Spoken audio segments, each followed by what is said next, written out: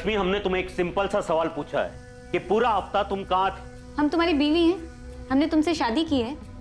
हम जानते तुम किसके साथ थी और कितने लोगों के साथ थी, हम उन सबको जानते हैं। और वो सब ये भी जानते हैं परितोष कि तुम ऑलरेडी मैरिड हो। और ये सब कुछ हमने तुम्हें इसलिए नहीं दिया कि तुम हमें धोखा दे सको। हम किसी की जागीर नहीं है परितोष, और ना ही हमने तुमसे शादी का वादा किया है।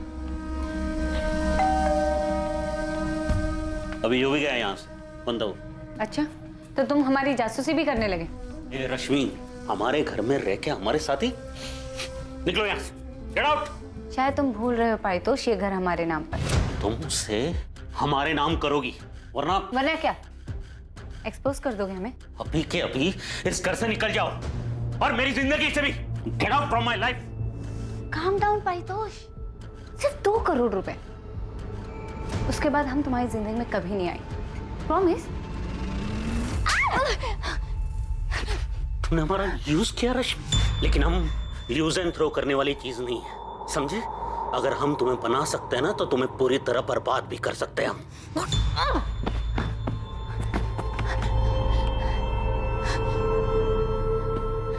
अब मारो, हम मारो परितोष, मारो ना।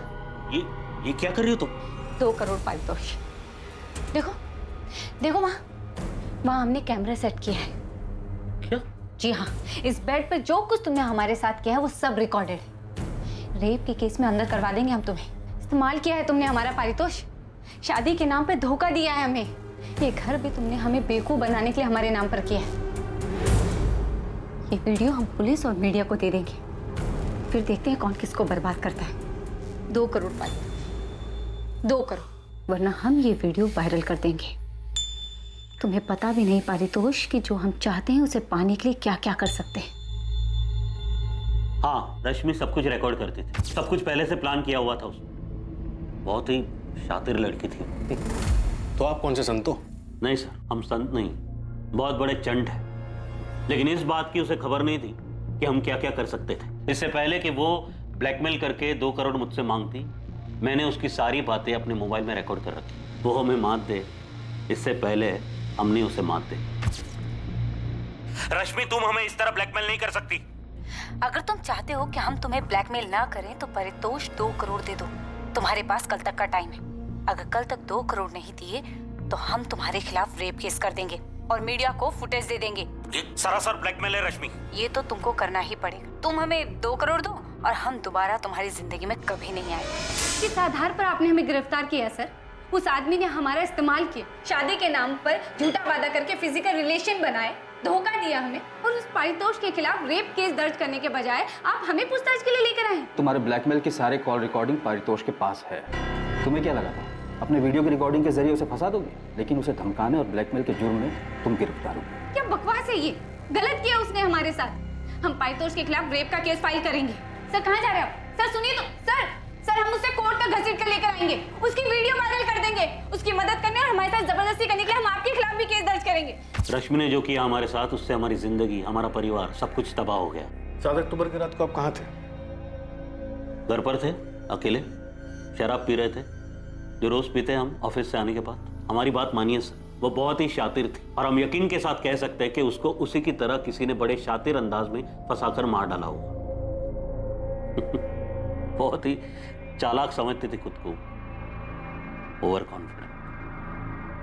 यही उसकी सबसे बड़ी गलती थी। रश्मि से प्यार करते थे, लेकिन जब हमें पता चला वो हर चीज में हेराफेरी करती है, उसकी नजर में रिश्तों की कोई अहमियत नहीं थी, तब हमने रिश्ता तोड़ दिया। ये हमें बहुत जल्द पता चल जाएगा कि तुम्हारा ये दर्द था या गुस्सा जिसकी वजह से तुमने रश्मि का मर्डर कर दिया। रश्मि की हत्या से पहले उसके फोन की लास्ट लोकेशन वीआईपी एन्क्लेव थी। वीआईपी एन्क्लेव, जहाँ पर तुम्हारा घर है और तुम्हारे पिता के राइवल दशरथ लाल का भी। जब हमें पता चला कि उसके संबंध हमारे पिता के साथ थे, हम उसे बुरी तरह चोट पहुंचाना चाहते थे, लेकिन हमें कभी समझ में नहीं आया कि रश्मि अपनी जिंदगी के साथ चाहती क्या थी। पता नहीं हम उसके पीछे पड़कर अपनी जिंदगी क्यों खा। केस में जेल गई थी, इधर ऋषभ के साथ शादी करने वाली थी, और उधर ऋषभ के फादर प्रद्युमन और प्रद्युमन के राइवल दशरथ लाल के साथ अलग ही गुल खिला रही थी। और उससे पहले परितोष मिश्रा के साथ। ऐसा कैसे कि उसकी माँ, भाई, चाचा को इस बारे में कुछ पता ही नहीं था? क्या ये मुमकिन हो सकता है? कल्याणी, हमने विकास से बात कर ली है, हम लोग बहुत आराम से इसका हल ढूंढ लेंगे। अगर रश्मि ने मनोज और भरत के साथ में कोई धोखाधड़ी की है, वो भी हम संभाल लेंगे। तुम बेफिक्र रहो। क्या रश्मि पांडे की हत्या का मकसद उसका इस तरह लोगों से पैसे हथियाने को रोकना था, या किसी को रश्मि के काम करने के तौर तरीकों से जलन थी जो उनकी कामयाबी के रास्ते का कांटा बन रहे थे? रश्मि एक खतरनाक खेल खेल रही थी। आखिर वो कौन था जिसके रास्ते की रुकावट बन गई थी रश्मि? हम इस बात से इनकार नहीं करेंगे कि रश्मि हमें परेशान कर रही थी, और हमने ये बात कभी छुपाई भी नहीं। वीरेंद्र सर से कई बार हमने इस बारे में बात की। मैम, हम ये भी जानते हैं कि रश्मि ब्लैकमेलिंग के केस में एक बार अंदर जा चुकी है, और हमें इस बात पे पूरा भरोसा है कि रश्मि अपनी बॉडी का इस्तेमाल करती थी और क्लाइंट से इन्वेस्टमेंट लाती थी, सारे बड़े बड़े क्लाइंट्स। लेकिन वो क्लाइंट्स रश्मि के लिए सिर्फ क्लाइंट्स नहीं थे, वो कुछ और भी थे। पायल, हमने तुम्हारे ऑफिस कलीग ध्रुव से बात की क्योंकि हमने ये कहा था कि रश्मि की लाश पानी के ऊपर आ गई, वरना मिसिंग ही रह जाती। अगर आपको लगता है कि ऐसा कहने से हम रश्मि के मर्डर में इन्वॉल्व है या हमने उसका मर्डर करवाया है, तो माफ कीजिए।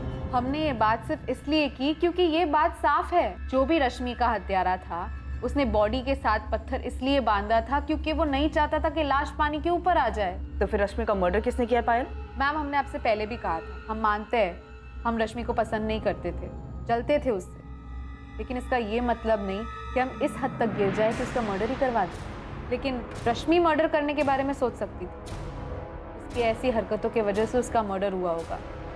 कर्मा मैम, कर्मा। जावेद, कुछ हाथ लगा? एक बाबा है, अपने आप को काली बाबा बोलता है। उसके पास जाती थी क्या रश्मि पांडे? हाँ, मैंने ज़्यादा पूछताछ की नहीं, क्योंकि उसको भनक लग जाती तो वो भाग जाता। कहाँ मिलेगा ये काली बाबा गोविंद? स्टेशन के पास वाले मार्केट एरिया मैडम, वहीं बैठा है। एड्रेस भेज रहा हूँ, अभी भी वहीं मिलेगा ये बाबा। जो बात थी हम साफ साफ बता रहे हैं। हाँ, हमारे और रश्मि के बीच में शारीरिक संबंध है, जिसको रिकॉर्ड करके वो आपको ब्लैकमेल करने लगी। कौन सा ब्लैकमेल? ब्लैकमेल उसे किया जाता है जो कुछ देने से इनकार करता है इंस्पेक्टर। वैसे हमको पहले से पता था कि वो लड़की रिकॉर्डिंग करती है। तो आपको लॉकर के बारे में भी पता होगा? नहीं, हमको किसी लॉकर के बारे में कुछ पता नहीं था, लेकिन उस लड़की ने पारितोष मिश्रा के साथ जो किया वो भी हमको पता था। अब आप खुद सोचिए कि इतना सब जानने के बाद भी बिना बैकग्राउंड चेक किए हम उसके पास जाते। बैकग्राउंड चेक करने के बाद भी आपने उसको अपने साथ बेडरूम में वीडियो बनाने दिया? प्रद्युमन जी, चुपचाप आप रश्मि पांडे को पैसे देते रहे और बदले में आपने उससे वीडियो रिकॉर्डिंग की मांग नहीं की। मांग इसलिए नहीं की क्योंकि हम जानते थे कि वो इसका हमारे खिलाफ इस्तेमाल नहीं करेगी। क्यों? उसने ऐसी गारंटी दी थी आपको? देखिए क्या है, उसे जो पैसे चाहिए होते थे हम उसे दे देते थे, इसलिए हम जानते थे कि वो बस वीडियो रिकॉर्डिंग करके रखती थी, उसका इस्तेमाल नहीं करते थे। देखिए, हम एक बात साफ साफ बता देते, हाँ, रश्मि को पैसा देने का सिलसिला ब्लैकमेलिंग के बाद ही शुरू हुआ था। जब आपको पता ही नहीं था कि वो वीडियो रिकॉर्ड करके हाँ, पता नहीं था कि उसने रिकॉर्डिंग की थी। अच्छा, तो इस रिकॉर्डिंग के जरिए तुम हमें ब्लैकमेल करना चाहती हो? नहीं, तो रिकॉर्डिंग क्यों करी और किसके कहने पर करी? खुद की मर्जी से। इरादा क्या है तुम्हारा? जो कुछ हमें चाहिए उसको पाना चाहते हैं दशरथ जी। क्या पाना चाहती हो?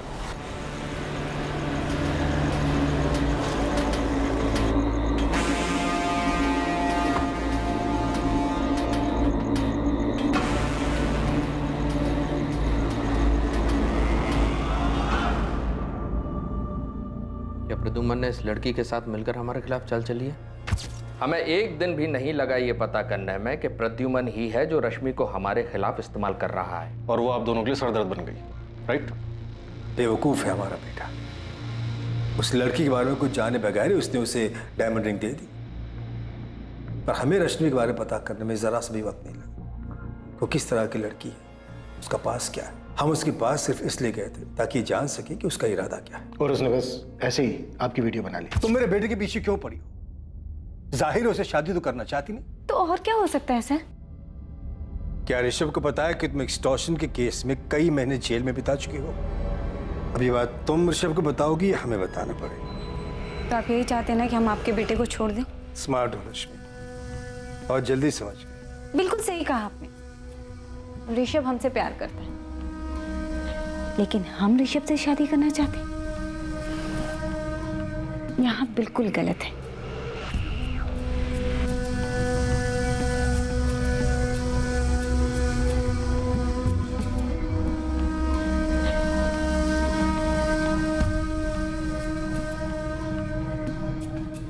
हम उसके पास सिर्फ अपने बेटे को छुटकारा दिलाने गए थे, लेकिन हुआ ये कि आप उसके जाल में फंस गए, उसने आपकी वीडियो बना ली और आपको ब्लैकमेल करने लगी। दशरथ जी को लगा कि हमारी आपसी रंजिश के चलते इनका वीडियो हमने बनवाया है, लेकिन रश्मि तो हमसे भी पैसे लिया करती थी। ऐसे वीडियोस बनाकर पैसे लेती थी, ये कहना बिल्कुल गलत है, क्योंकि पैसे तो हम उसको वैसे भी देते थे और अच्छे खासे देते थे। भाई देखिए, हम भी उसके पास सिर्फ आनंद के लिए ही जाते थे और जो कुछ वो मांगती थी वो दे दिया करते थे। और जैसे उसने वादा किया था, उसने खुद ही हमारे बेटे के साथ ब्रेकअप भी कर लिया। वो आप दोनों के वीडियोस बस ऐसे ही बना रही थी? अब उसने क्यों बनाया, क्या करने वाली थी, ये तो उसने नहीं बताया।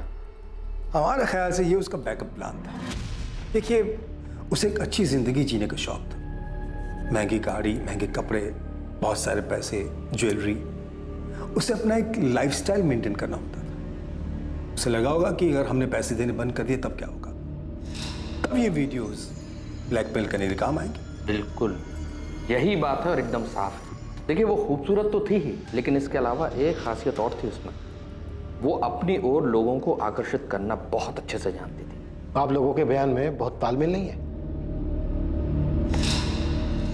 ऐसा इसलिए लग रहा है कि आप लोगों को रश्मि के मर्डर का शक हम पर है, लेकिन हम दोनों के पास उसके मर्डर की कोई वजह ही नहीं है। ठीक है, थैंक यू। इंस्पेक्टर,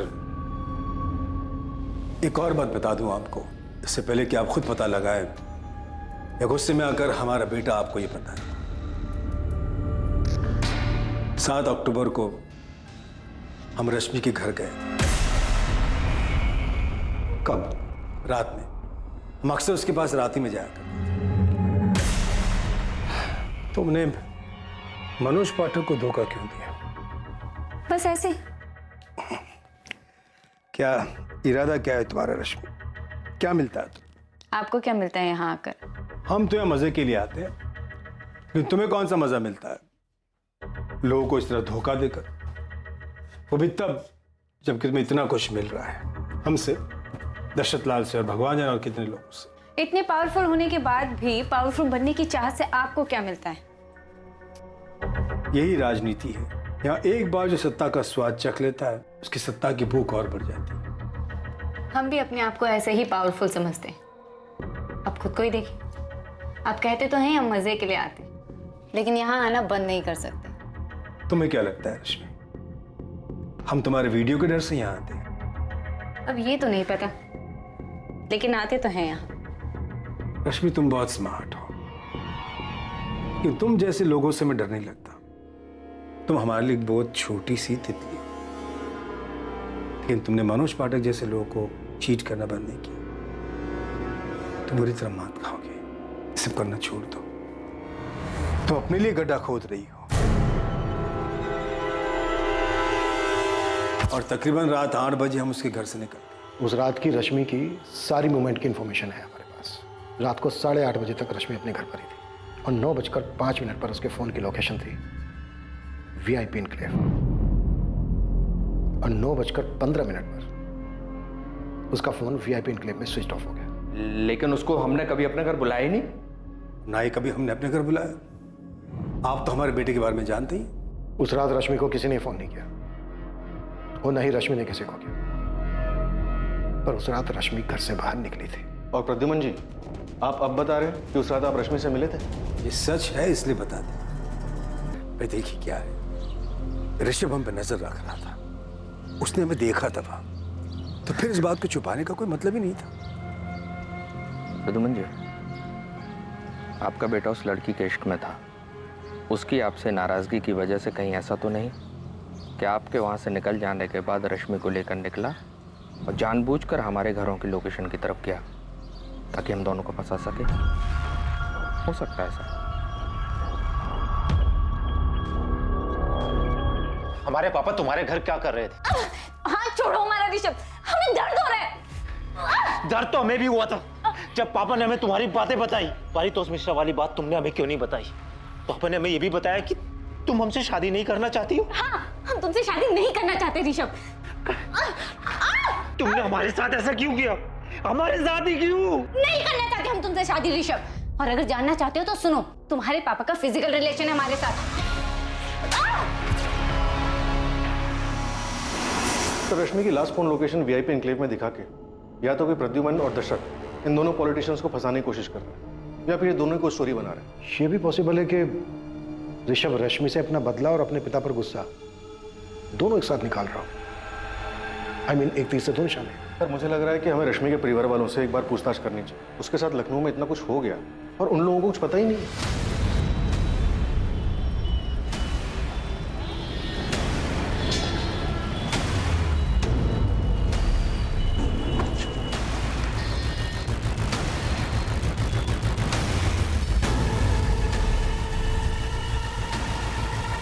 जी, हमें ही लोग काली बाबा के नाम से जानते हैं। ये रश्मि पांडे आपकी भक्त थी?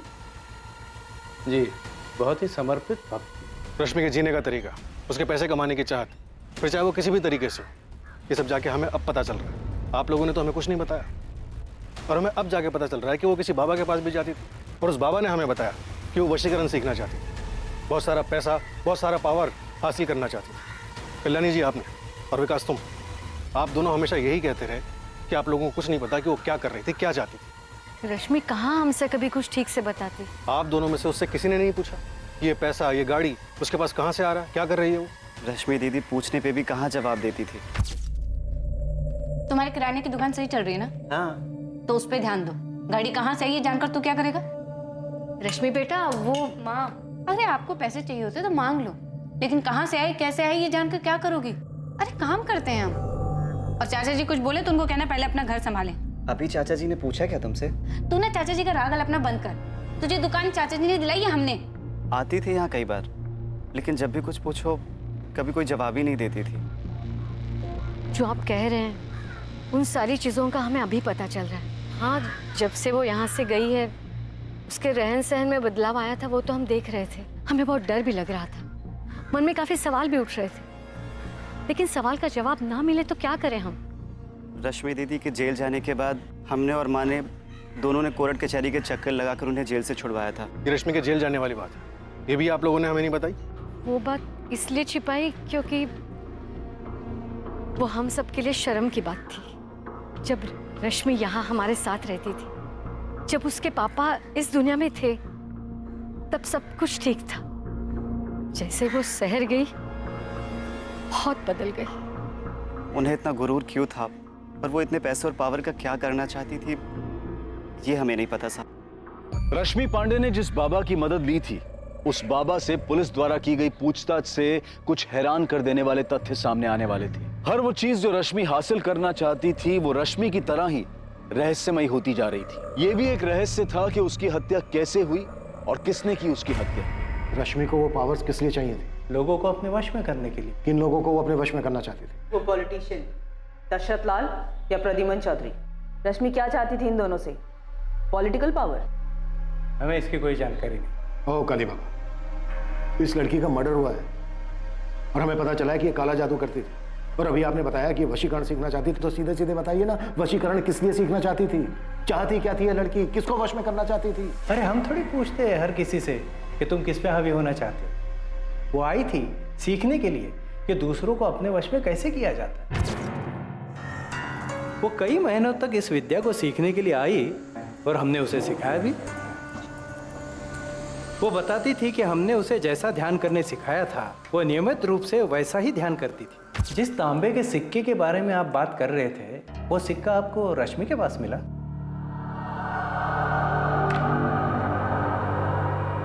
यही है वो सिक्का?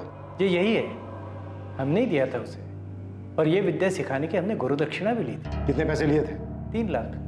तो लोगों को अपने वश में करने के लिए, वशीकरण के इस ढोंग को सीखने के लिए रश्मि ने आपको 3 लाख रुपए दिए। इसे ढोंग मत कहिए, आपकी नज़र में ढोंग होगा पर शक्तियाँ होती है। अब आप खुद ही देख लीजिए, रश्मि के कत्ल की आप छानबीन कर रहे हैं लेकिन किसी नतीजे पे नहीं पहुंचे आप। आपको ऐसा नहीं लगता कि कोई व्यक्ति अपनी शक्तियों द्वारा आपको गोल गोल घुमा रहा है? ओ बाबा बस। और ये मेंढक भी इसी नौटंकी का सामान था?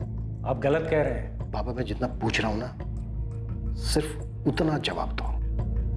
ये मेरा नहीं है, ये चाइनीज माल है। चाइनीज बाबा? चाइनीज बाबा नहीं, चाइनीज माल। तो ये मेंढक आया कहां से उसके पास? हमें क्या पता, उसने हमसे ही थोड़ी संपर्क किया होगा, और भी बाबाओं से संपर्क किया होगा। उसे किसी भी परिस्थिति में वशीकरण सीखना था। पर सीखनी किस लिए थी? हमें नहीं पता साहब। हमने उसे वशीकरण की कुछ विद्या सिखाई थी। वो किस पे उसका प्रयोग करना चाहती थी, वो किसे अपने वश में करना चाहती थी, वो किस पे हावी होना चाहती थी, हमें नहीं पता। सुप्रिया, तुम रश्मि की इकलौती दोस्त थी जो हमेशा उसके साथ थी। अब ये तुम बिल्कुल मत कहना कि तुम्हें इस बात का नहीं पता कि रश्मि किसके साथ क्या गुल खिला रही थी जिसने उसका मर्डर कर दिया। 3 साल पहले का परितोष मिश्रा या रश्मि का एक्स बॉयफ्रेंड ऋषभ चौधरी या ऋषभ चौधरी का फादर प्रद्युमन चौधरी या दशरथ लाल या रश्मि की ऑफिस कलीग पायल त्यागी, किसने मर्डर किया है? किसने? इनमें से कौन है सुप्रिया जिसने मारा रश्मि को और उसके बाद उसकी लाश को संपत नहर में ले जाकर फेंक दिया? हमें नहीं पता सर। रश्मि ने हमें कभी नहीं बताया कि वो किसके साथ जाती थी। ऋषभ के अलावा कोई और भी है जिसके साथ वो जा सकती थी? देखो सुप्रिया, तुम पहले दिन से हमसे कुछ ना कुछ छुपा रही हो। तुमने पहले भी हमें ऋषभ के बारे में नहीं बताया। किसका डर है तुम्हें? बोलो। क्या ऋषभ अपने फादर को फंसाने के लिए ऐसा कर सकता है? क्योंकि रश्मि के फोन की लास्ट लोकेशन वीआईपी इनक्लेव है, वीआईपी इनक्लेव, जहाँ ऋषभ का घर है। सर, ऋषभ रश्मि का मर्डर नहीं कर सकता, इतना तो मैं जानती हूँ। सर, वो उससे बहुत प्यार करता था। हाँ, वो रश्मि से दुखी था क्योंकि उसने उसे धोखा दिया था, लेकिन सर वो इस बात से भी दुखी था कि उसके पापा ने। सर, ऋषभ रश्मि का मर्डर नहीं कर सकता। तो फिर किसने मारा है रश्मि को? सर, रश्मि के माँ, भाई और चाचा सबसे बात की, सबके बीच में लगता सांठ-गांठ हो रखी। सब एक ही राग अलाप रहे, किसी को रश्मि के बारे में कुछ नहीं पता। सुप्रिया, रश्मि अपने परिवार वालों का जिक्र करती थी तुमसे? हाँ सर, कभी कभी जिक्र करती थी जब वो बालापुर जाती थी अपने माँ और भाई से मिलने। और अपने चाचा के बारे में? नहीं, चाचा के बारे में मैं कुछ नहीं जानती। पायल त्यागी, ऋषभ चौधरी, परितोष मिश्रा और दशरथ लाल, इन चारों में से किसी के भी फोन की लोकेशन रश्मि के घर के आसपास या फिर संपत नहर का नहीं दिखा रहा है। प्रद्युमन चौधरी?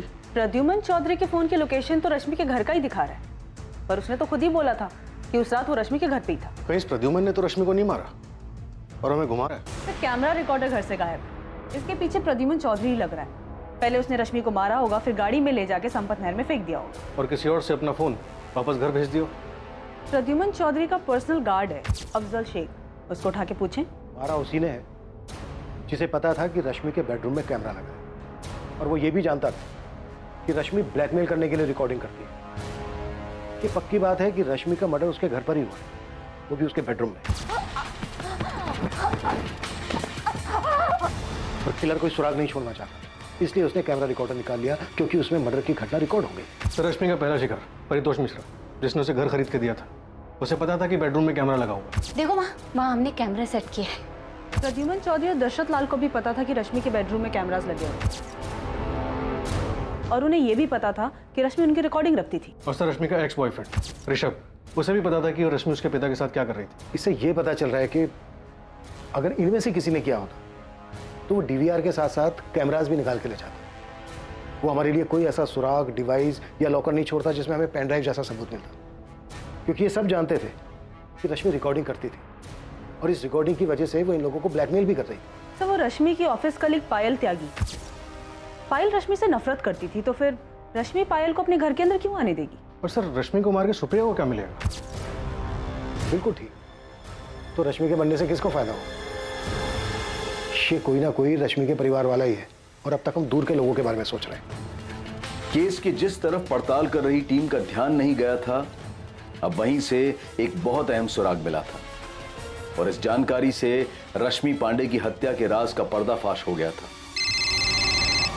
हाँ गोविंद, बालापुर से कोई खबर? सब डायरेक्ट नहीं पूछा, लेकिन रश्मि के भाई विकास का किराना स्टोर है, इसमें उसका पार्टनर है सोनू कश्यप, उससे बात किया मैंने। सोनू ने हमें बहुत ज़रूरी खबर दी है जो विकास ने हमें कभी नहीं बताया। क्या इन्फॉर्मेशन है? भोलाराम पांडे, विकास और रश्मि का चाचा, वो दोषी हो सकता है।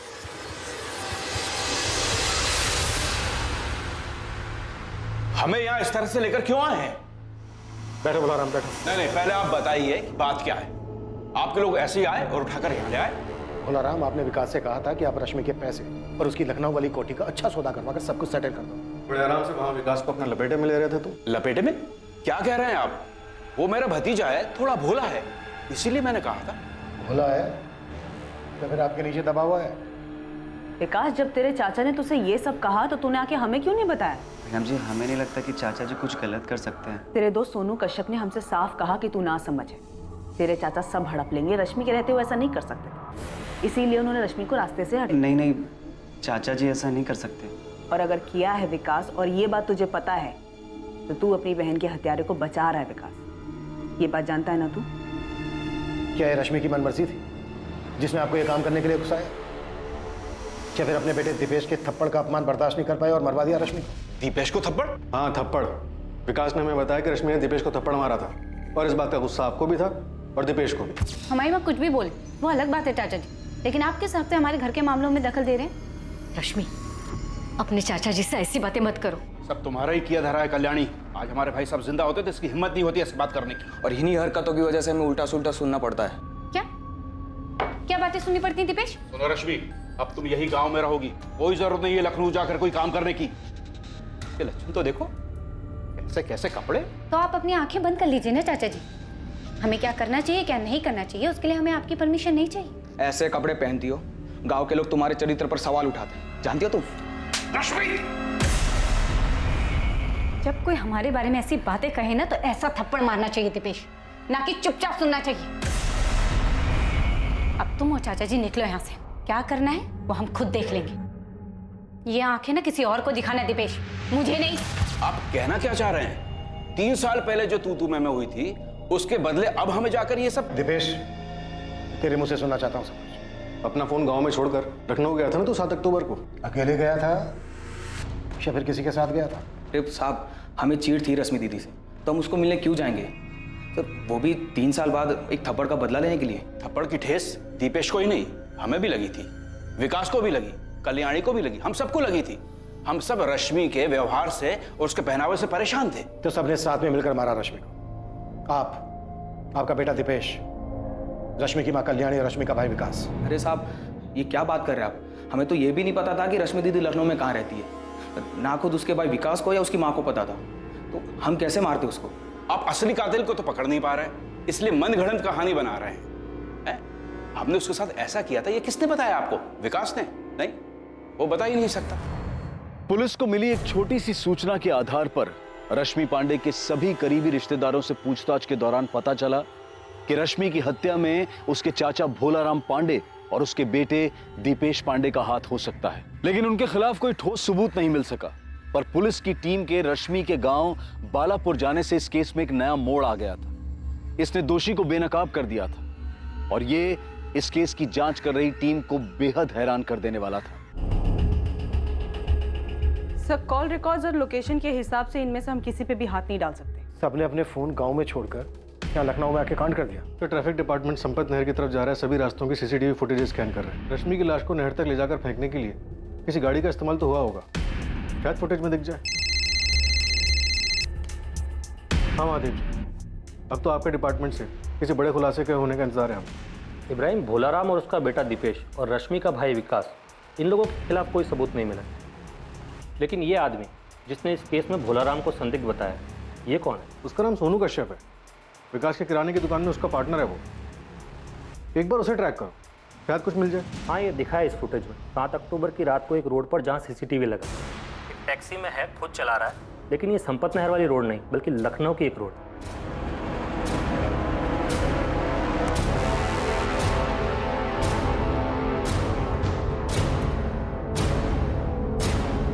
ये तो सोनू ही है। और उसने हमें बताया था कि भोलाराम ही दोषी है। नहीं सर, मैंने क्रॉस चेक किया। 7 अक्टूबर की रात को सोनू के फोन की लोकेशन उसके गांव बालापुर की ही है। क्या गेम खेल रहे थे सोनू? लखनऊ में 7 अक्टूबर को तो दिखा है तू। और तो सब कुछ भोलाराम पांडे और उसके बेटे दीपेश पे डाल रहा। देख बेटा, जब पड़ेगी ना तो बर्दाश्त नहीं कर पाएगा। तो तेरी शक्ल बता रही है कि एक ही थप्पड़ काफी होगा तेरे लिए।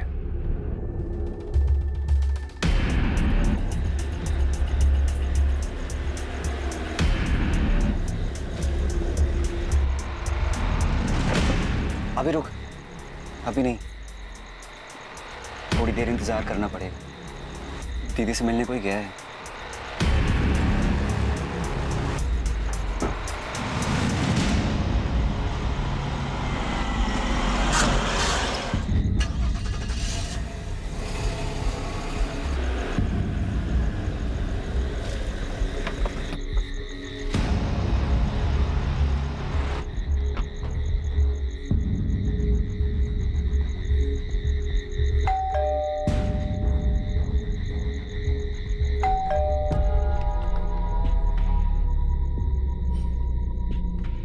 विकास तू यहाँ? वो कुछ काम था दीदी। कैसा काम? वो कुछ पैसे चाहिए थे।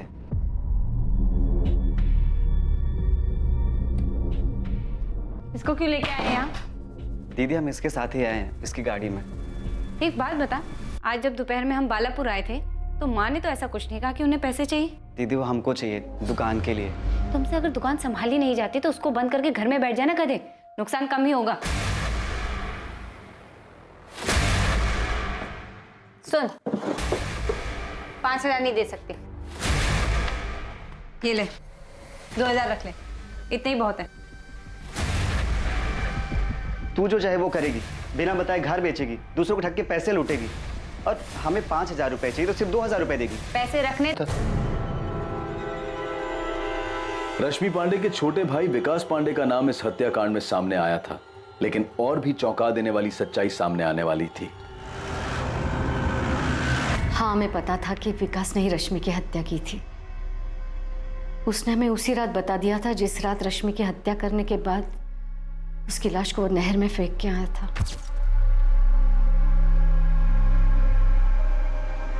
तुमने ठीक किया बेटा, वो उसी लायक थी।